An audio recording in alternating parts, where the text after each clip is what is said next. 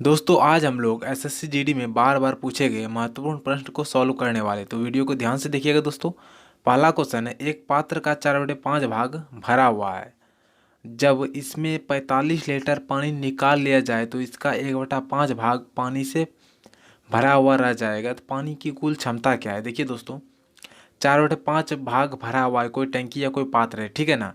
इसमें से 45 लीटर पानी निकाल लिया जाता है। कितना निकाला है? 45 लीटर। 1/5 भाग पानी से भरा हुआ रह जाएगा, मतलब 4/5 था पहले, अब 1/5 भाग भरा रह गया। तो बताइए कि पानी की कुल क्षमता क्या थी? चलिए देखते हैं दोस्तों। यहाँ पर 4/5 का मतलब पहले क्या, ये आप लोग को समझना है।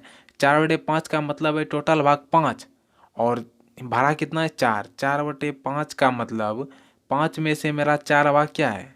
भरा हुआ है। 5 में से 4 भाग भरा हुआ है। तो 5 में से अगर 4 भाग भरा है, टोटल भाग मेरा क्या हो गया? 5।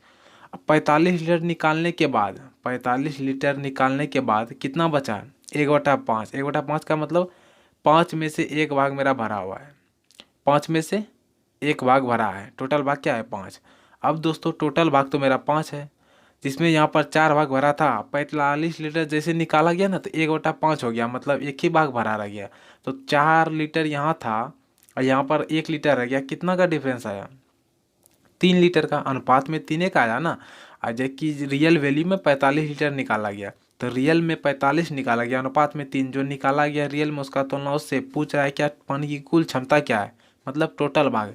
टोटल भाग क्या है दोस्तों? 5।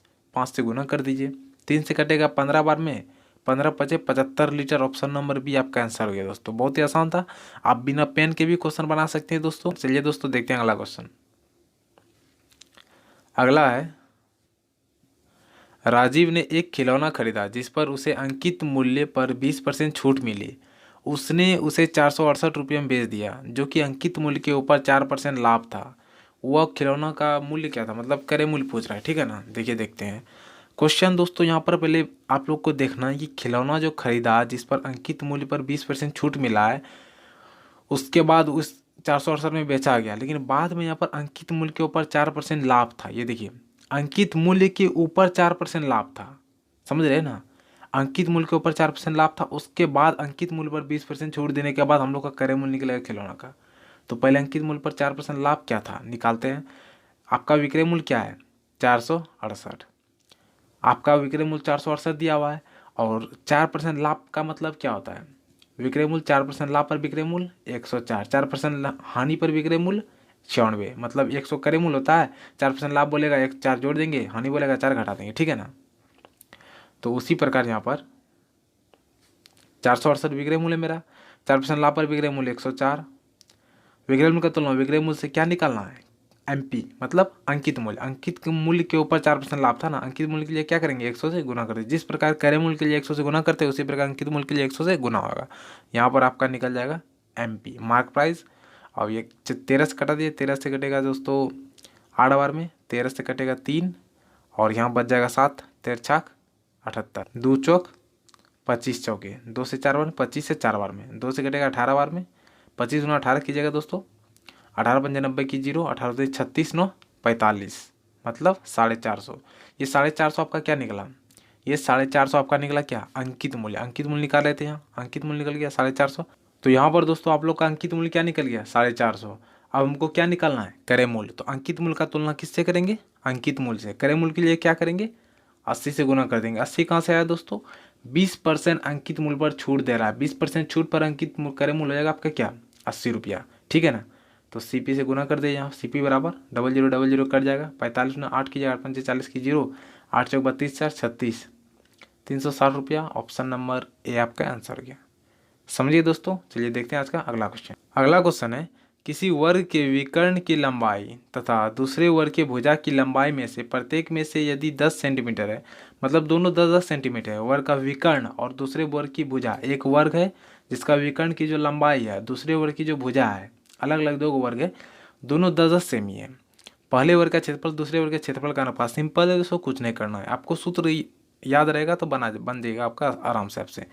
तो क्या बोल रहा है यहाँ पर? विकर्ण, पहले वर्ग का विकर्ण दिया हुआ है और दूसरे वर्ग का भुजा।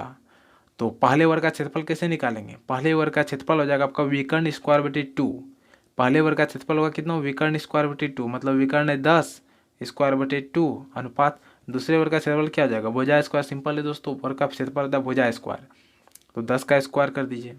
यहाँ पर समझे आप लोग दोस्तों। देखिए पहला का विकर्ण, एक मिनट, ये जो वर्ग है ना इसका ये विकर्ण दिया हुआ हम लोग का कितना है 10, तो हम लोग को क्या निकालना है, क्षेत्रफल निकालना है वर्ग का, पहले वाला वर्ग का। तो क्षेत्रफल के लिए क्या करेंगे, इसका क्षेत्रफल होता है विकर्ण स्क्वायर बटे 2, विकर्ण स्क्वायर बटे 2 पहला का क्षेत्रफल होता है। और दूसरा का मेरा क्या दिया हुआ है, भुजा दिया हुआ है, मतलब 10, इसका क्षेत्रफल क्या होता है भुजा स्क्वायर, मतलब कोई भी एक भुजा 10 का स्क्वायर कर दीजिए, समझ गए ना। तो विकर्ण स्क्वायर, विकर्ण इसका 10 है यहाँ पर, इसका विकर्ण दिया हुआ है, इसका भुजा दिया हुआ है, तो 10 स्क्वायर किए बटे 2, समझ गए आप लोग। इसको मिटा देते हैं। तो यहाँ पर दोस्तों आप देखिए क्या निकालना है हमको, अनुपात, ठीक है ना। तो 10 का स्क्वायर कीजिएगा तो क्या आ जाएगा 100 बटे 2 और अनुपात 100, 2 से कटेगा दोस्तों 50 बार में, 50 से कटेगा 2 बार में, मतलब 1:2, 1:2। ऑप्शन नंबर बी आपका आंसर हो गया, समझिए ना। आसान था दोस्तों, मन में ये सब क्वेश्चन बिना पेन के आप लोग बना सकते हैं, कैलकुलेशन कर दीजिएगा तो बन जाएगा क्वेश्चन। आइए देखते हैं अगला क्वेश्चन। एक व्यापारी अपने सामान का मूल्य क्रय मूल्य से 20% अधिक अंकित करता है। यदि वह अंकित मूल्य पर 5% का बट्टा देता है तो वह कितने प्रतिशत लाभ अर्जित करेगा। क्वेश्चन पहले आप लोग समझ जाइए दोस्तों। एक व्यापारी है जो अपने सामान मूल्य पर क्रय मूल्य से 20% अधिक अंकित करता है। मान लीजिए क्रय मूल्य क्या है उसका 100 रुपया, लेकिन वो 20% अधिक अंकित कर रहा है, 100 रुपया नहीं, कितना 120 रुपया अंकित कर रहा है। 100 रुपया उसका क्रय मूल्य, लेकिन अंकित क्या कर रहा है 120। तो ये क्रय मूल्य हो गया, ये अंकित मूल्य हो गया, अंकित कर रहा था। अब 5% का बट्टा देता है। अब आप लोग देखिए दोस्तों, बट्टा किस पर मिलता है, छूट हमको किस पर मिलता है, अंकित मूल्य पर। क्रय मूल्य पर छूट नहीं मिलेगा, किस पर मिलेगा, अगर क्रय मूल्य अंकित मूल्य दोनों दिया रहे तो वहाँ पर हम लोग को अंकित मूल्य पर छूट मिलेगा। यदि वो अंकित मूल्य पर 5% का बट्टा दे, देखिए यहाँ लिखा हुआ है, तो 5% का अगर बट्टा देगा, 5% बट्टा पर इसका मूल्य क्या हो जाएगा 95/100 से गुना हो जाएगा। 5% बट्टा मतलब छूट का मतलब 95/100 से गुना। तो यहाँ पर आपका 0 कट जाएगा, 5 से कटेगा 19 बार में, 5 से कटेगा 2 बार में, 2 से कटेगा 6 बार में। 19 गुना 6 की जगह तो आपका आ जाएगा कितना दोस्तों 114। 100 में खरीदे 114 में बेचे, ये आपका विक्रय मूल्य निकल गया। 120 का जो 5% बट्टा पे निकाले विक्रय मूल्य निकला 114। 100 में खरीदे 114 में बेच रहा है, यहाँ पर कितने परसेंट का लाभ हो रहा है उसको 14% का। वही यहाँ पर पूछ रहा है तो वह कितने प्रतिशत लाभ अर्जित करेगा 20% बट्टा, मतलब 5% बट्टा देने के बाद। दाम उसने रखा, देखिए आप लोग सिर्फ आपका आंसर तो निकल गया यहाँ पर 14%, ऑप्शन नंबर सी। एक बार समझ जाइए कि 100 रुपया दाम था, उसने बढ़ा के रख दिया 20%, 120 रुपया, ठीक है ना। 120 रुपया उसका दाम रख दिया। क्वेश्चन समझिएगा, जैसे आप मार्केट में सामान ले जाते हैं ना, उसका दाम मान लीजिए 100 रुपया है, लेकिन वो दुकानदार क्या किया बढ़ा के 120 रुपया रख दिया। उसके बाद वही जो बढ़ाया ना उस पर आपको छूट दे दिया, देखिए मैंने आपको 5% का डिस्काउंट दिया। आपको लगा नहीं 5% का डिस्काउंट मतलब छूट दे रहा है, लेकिन वो पहले दुकानदार उसको 20% बढ़ा चुका है, ठीक है ना। तो 5% जो छूट दिया उसका दाम क्या हो गया, 5% जो छूट घटकर आ गया 114 रुपया। 120 रुपया बढ़ा के किया था, आ गया 114 रुपया। तब भी दुकानदार को कितना का प्रॉफिट हो रहा है 14% का प्रॉफिट हो रहा है, लेकिन आपको क्या लगा 5% का छूट मिल गया। तो उससे मतलब है दोस्तों आपका आंसर निकला 5%, सॉरी 14% आपका आंसर निकलेगा, ऑप्शन नंबर सी, ठीक है। आइए देखते हैं अगला क्वेश्चन। अगला है दोस्तों, एक मिनट। सेब के मूल्य में 20% की कमी हो जाने पर एक आदमी 10 रुपये में 5 सेब अधिक खरीद लेता है। सेब का पहला मूल्य क्या है। जैसे कि दोस्तों मान लीजिए आप लोग मार्केट जाते हैं, किसी के भाव में मतलब कोई सामान ले रहे हैं, उसमें अगर आपको डिस्काउंट या छूट दे देता है ना, आप लोग कुछ ज़्यादा ही सामान ले लेते हैं, नहीं भाई पैसा कम ले रहा है हम थोड़ा और सामान ले लेते हैं। वही यहाँ है, देखिए सेब का मूल्य में 20% का कमी हो गया था, एक आदमी 10 रुपया में 5 सेब और अधिक ले लिया। तो दोस्तों यहाँ पर उसे सेब का पहले का मूल्य क्या था। मान लिया आप मार्केट गए, कोई सामान लिए, 20% या 10% कमी होने पर आपने कुछ सामान ज़्यादा ले लिया, बताइए उसका पहले उसका मूल्य क्या था, पहले क्या मूल्य था। यहाँ पर 2 सवाल पूछता है दोस्तों, या फिर उसका पहले मूल्य क्या था और अभी क्या हो गया। अभी जो है तो यहाँ ये है कि 10 रुपये में 5 सेब अधिक ले लिया, लेकिन पहले उसका मूल्य क्या था और उसका घटा हुआ मूल्य क्या है, कितना घटा हुआ मूल्य, पहले से कितना घटा और पहले मूल्य क्या था। 2 क्वेश्चन पूछता है, तो पहले हम लोग निकालते हैं घटा हुआ मूल्य क्या है, ठीक है ना। तो यहाँ पर आप लोग को कुछ नहीं करना है, सिंपल याद रखना है रुपया बटे वस्तु। क्या रखना, रुपया बटे वस्तु, इसी से बनेगा ये क्वेश्चन दोस्तों। रुपया है मेरा, रुपया बटे वस्तु गुना परसेंटेज कमी या वृद्धि। यहाँ पर आप लोग का निकल जाएगा घटा हुआ मूल्य। घटा हुआ जो मतलब जो मूल्य गिरा ना भाव 20% कमी करने पर कितना मूल्य मेरा गिरा है, तो घटा मूल्य निकालने के लिए आपको कुछ नहीं करना, रुपया बटे वस्तु और गुना प्रतिशत कमी या वृद्धि। समझ गए ना।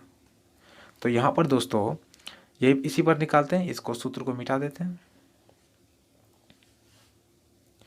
तो यहाँ पर आप लोग देखिए कि रुपया बटे वस्तु, रुपया है मेरा 10, वस्तु कितना है 5, 10 रुपया 5 सेब, कितना का कमी आ रहा है 20% का, गुना 20 बटे 100। समझ गए ना। अब लेकिन आप लोग यहाँ पर ध्यान दीजिएगा दोस्तों, ऑप्शन जो आपका है पैसे में है, आंसर किस में है पैसे में, लेकिन आप यहाँ किस में दिया हुआ रुपया 10 रुपया, तो इसको भी हम लोग पैसे में बदल देते हैं, गुना करने में आसानी होगा। तो 10 रुपया को पैसे में बदल लेंगे तो क्या हो जाएगा 1000 पैसा, 1 रुपया को बराबर 100 पैसा, 10 रुपया बराबर 1000 पैसा, 100 से गुना कर दिए। अब यहाँ पर कटा दिए 00, ये 00 कट जाएगा, 5 से 2 बार में कट जाएगा, तो यहाँ पर मेरा क्या निकला 40 पैसा। क्या निकला दोस्तों 40 पैसा। ये 40 पैसा जो मेरा निकला ये मेरा क्या हो गया, ये मेरा घटा हुआ मूल्य हो गया, कि मतलब जो पहले का जो मूल्य था ना 20% कमी करने के बाद मेरा 40 घट के कितना आ गया, इतना घट गया घटा हुआ मूल्य। अब हम लोग को क्या निकालना है, जो पूछ रहा है कि सेब का पहले का मूल्य क्या था, प्रारंभिक मूल्य। यहाँ पर घटा हुआ मूल्य 40 और परसेंटेज में घटा हुआ मूल्य क्या है, परसेंटेज में घटा हुआ मूल्य 20%। 20% का मतलब 80, 20% कमी का मतलब कितना हुआ 80। पूछ क्या रहा है, पहले का मूल्य क्या था 100 से गुना कर दीजिए, 00 कट जाएगा, 4 से 2 40 दूनी 80 या 2 से 50 पैसा। इसका पहले का मूल्य क्या था 50 पैसा, ऑप्शन नंबर बी आपका आंसर हो गया। घटा हुआ मूल्य क्या था 40 पैसा, मतलब 10 पैसा इसका मूल्य घटा होगा। समझ गए ना।